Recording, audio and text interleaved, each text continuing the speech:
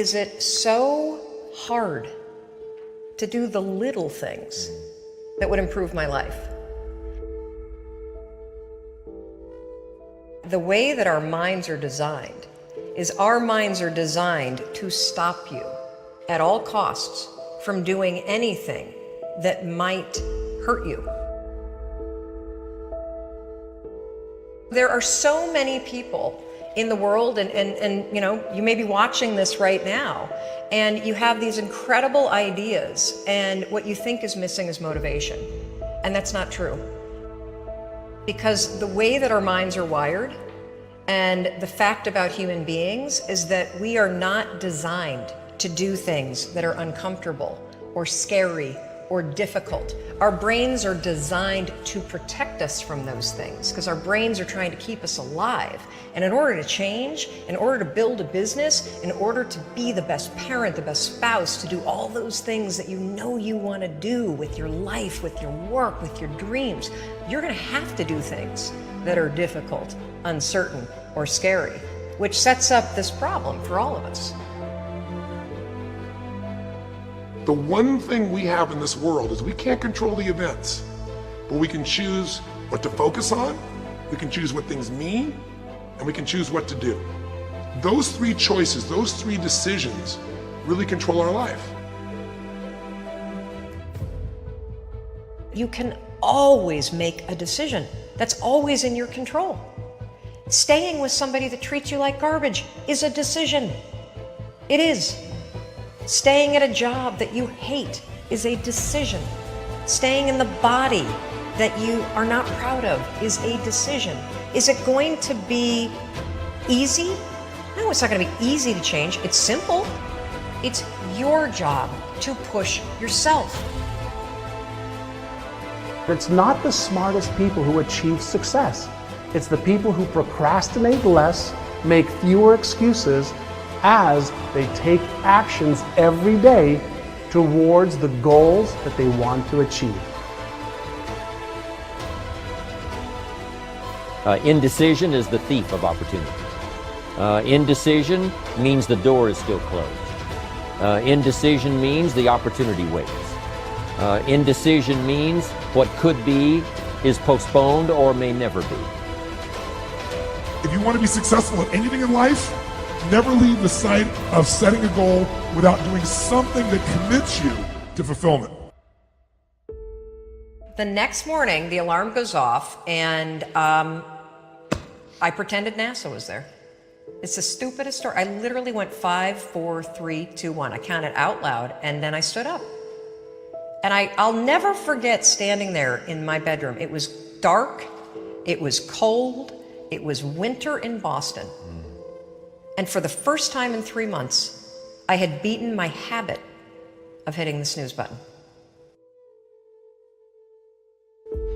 There were moments all day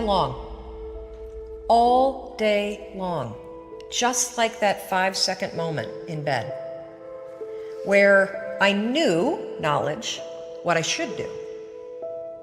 And if I didn't move within 5 seconds, my brain would step in and talk me out of it. Every human being has a 5-second window. Might even be shorter for you. You have about a 5-second window in which you can move from idea to action before your brain kicks into full gear and sabotages any change in behavior. Your life is what you think it should be.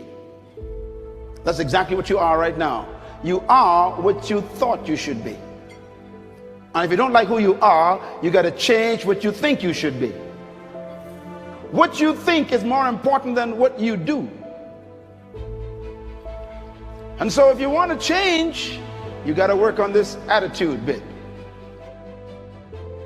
Decide, commit, act, succeed, repeat. The one thing that all the greats have in common is they sweat the small stuff. They pay very, very close attention to every detail. What makes you comfortable can ruin you. And what makes you uncomfortable is the only way to grow. What you are and what you become depends on how you use your time. The billionaire and the beggar both have 24 hours every day. The old and the young, the black and the white, the Indian and the Asian are all given the same amount of time every day. You cannot stop a day. You cannot stop an hour. But you can control how it will be used. Your life comes down to your decisions, and if you change your decisions, you will change everything. When you understand the power of a 5-second decision, and you understand that you always have a choice to go from autopilot to decision maker, everything in your life will change. You will be a different negotiator, you will be different in sales, you will be unstoppable in the gym, because you will realize the amount of garbage that you put in the way of your hopes, of your dreams, of your potential, of your confidence, of your courage. Everything comes down to the decisions that you make. Take ownership. Take extreme ownership. Don't make excuses.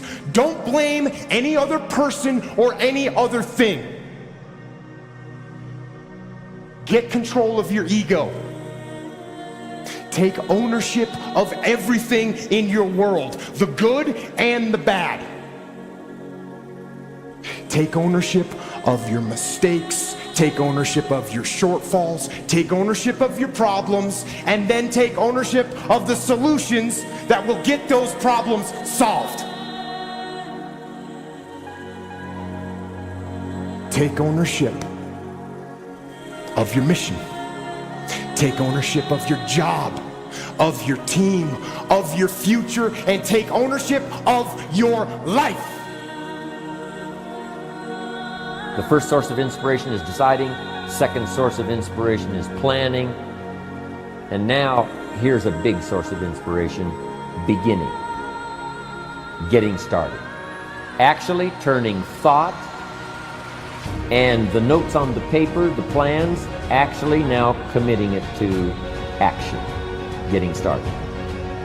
I'm a humongous believer that ideas are and that execution's the game. Well, I think the one thing that discipline definitely does help you with is it helps you get things done. And when you get things done, when you actually do things, you have more success. If you have more success, and sometimes a big part of success is just not being f***ing lazy and just doing it. Yeah. That's like 90% of it is just showing up. Get there and start working. Like, you're not gonna feel perfect every day. If I only worked out when I felt good, I'd be a fat f***. Discipline, it does start with waking up early. It really does. But that is just the beginning. And I always say that discipline is the root of all good qualities. But you have to absolutely apply it to things outside of just waking up early. It's everything. It's working out every day, making yourself stronger and faster and more flexible and healthier. Discipline is eating the right foods to fuel your system. It's about disciplining your emotions so you can make good decisions.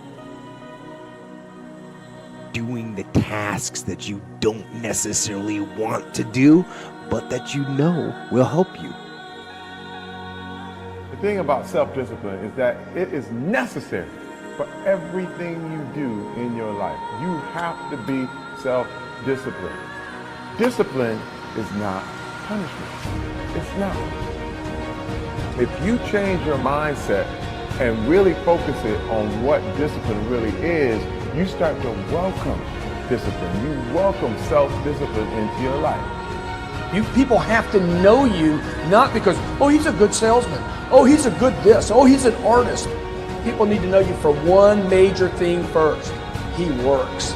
He produces. The guy's there every day. The guy's pushing and shoving. Because the truth is, no matter how good your ideas are, how good your art is, or how good your skill set is, If you're not working, man, if you're not vibrating at a frequency that people say, my God, how does that guy do all that? If you're not vibrating at that rate, if you're not working at that level, you're not going to make it.